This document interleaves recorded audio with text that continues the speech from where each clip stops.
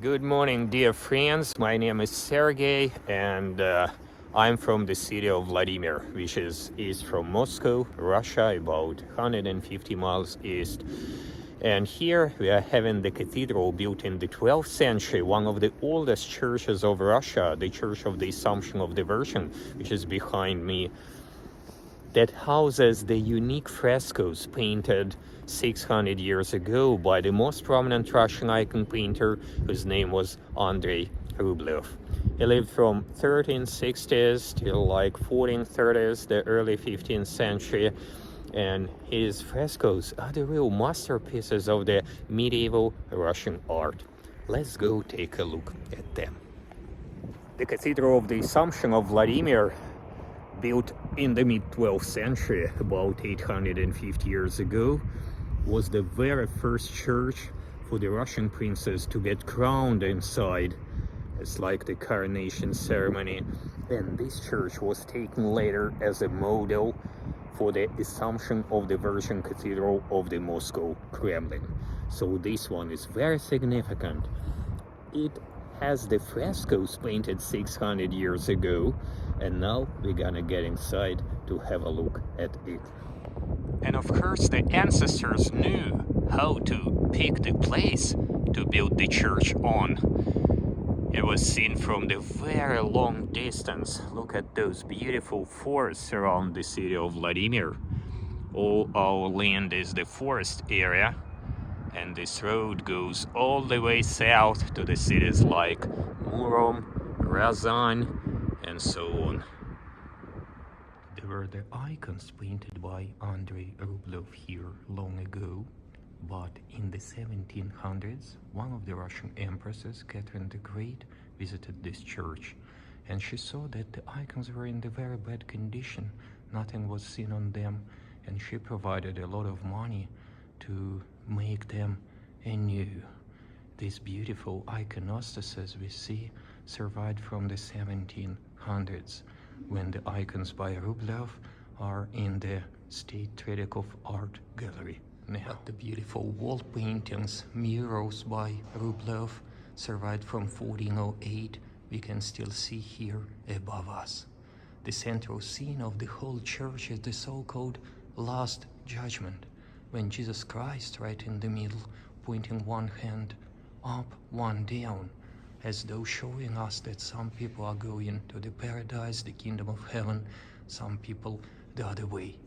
And down here, there's the depiction of hell. Interesting that RUBLEV is not actually painting for what particular scene, what particular torture is waiting for you in the next life, but he shows just the little glimpses of those tortures, like the awful darkness, like the gnashing of teeth, and like the worms eating the people. But his idea of the Last Judgment itself was totally different from what it was before him.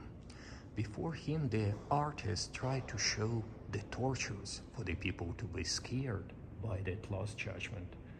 RUBLEV's judges, their apostles sitting here right and left from us, are totally different. They are not even looking down here. They are holding the books with the letters on them, like MT means Matthew, LK Luke, MR Mark, AN Andrew, and they are as though inviting us there, saying, if you guys behave yourself here, your face would be this gold there in the paradise, in the kingdom of heaven, instead being tortured there in hell.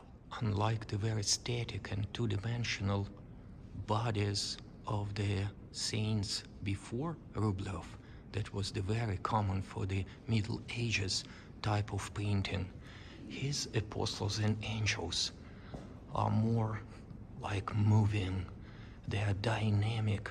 Look at the bodies turned right and left, and the heads, they're as though talking to each other. The angels sitting behind the apostles look very similar to those angels from the Holy Trinity icon. We can see how the real master, the real artist, worked here. And my favorite composition is this angel. His face is absolutely Renaissance. Rublev is the same time than that of Raphael, a little bit earlier. Of course, he has never been to Western Europe, but his manner of painting is something similar to the Russian Renaissance. This is the painting of the same time done by the teacher of Andrey RUBLEV, whose name was Daniel, and he probably got used more to that Byzantine manner of painting, and the bodies here are heavier and the colors are different, or gray-green colors, unlike the very golden ones by Rublev. So we can say that the disciple didn't just learn from his teacher, he started doing it absolutely differently, and the people liked it very much, even at that time. These frescoes are not only the quotations from the book of Genesis. This is the genesis of the Russian nation. Before Rublev, the people from Vladimir felt themselves totally different from the people from Moscow. The people from the city called Nizhny Novgorod could easily invite Tatars to destroy and rob Vladimir. And here they saw that there were the people speaking the same language, praying the same God, why they were so much disunited. This is where the Russian nation was really created. And Rublev was one of the persons who brought it to the art. He was like the creator, the beginner of the real Russian art, separate from the Byzantine one.